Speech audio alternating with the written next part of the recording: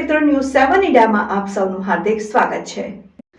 શેરડી ક્રાઇમ દ્વારા ઝાલા સહિત 10 સામે 22,000 પાનાનું ચાર્જશીટ। બીઝેડ ગ્રુપના કૌભાંડના સૂત્રધાર ભૂપેન્દ્ર ઝાલા સામે ચાર્જશીટ 6ના જામીન નામંજૂર।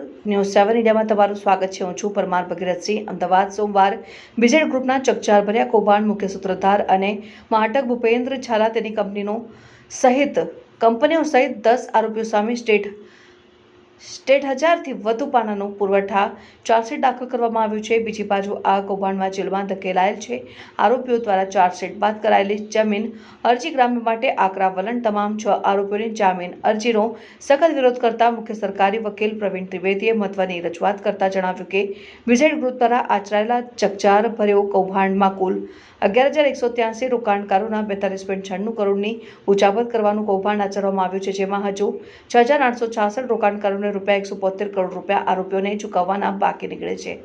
અત્યાર સુધી પકડાયેલ પૈકીના 10 આરોપીઓ આરોપી બીઝેડ ફાઇનાન્સ સૌની દિવ્ય દ્રષ્ટિ ચેરિટેબલ ટ્રસ્ટના ટ્રસ્ટીઓ છે। મુખ્ય ચાર્જશીટમાં ઝાલાની 3 કંપનીઓના પણ નામો।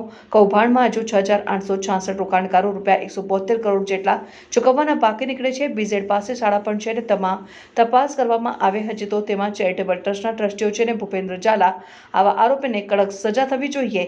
બીજી બાજુ આવું કરતા ડરે તેવી માંગ ઉઠી રહ્યા છે અને વારંવાર બીઝેડના મુખ્ય આરોપી પાસે જે કેટલી સંપત્તિ છે, શાળાઓને અન્ય કેટલી જમીનના આરોપીઓ પાસેથી બધા આરોપી પાસેથી રોકડા અને બીજી કેટલી બધી જ તપાસમાં આવે અને આવા લોકોની સાથે વિગતો મુજબ બીજા આરોપીને પકડવામાં આવે જલ્દીથી જલ્દી સાથે ફગાવી દીધી હતી।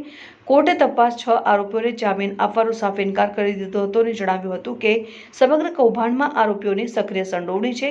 નિષેધ રોકાણકારોના પૈસા પદ્ધતિસર અને આયોજનપૂર્વક ચાઉં કરવાનું કાવતરું રચાઈ રહ્યું છે અને આવા ગુનાની ગંભીરતા જોતા આરોપીઓને જામીન આપી શકાય નહીં। સ્ટેટ CID ક્રાઇમ તરફથી ધારદાર ચાર્જશીટ દાખલ કરાતા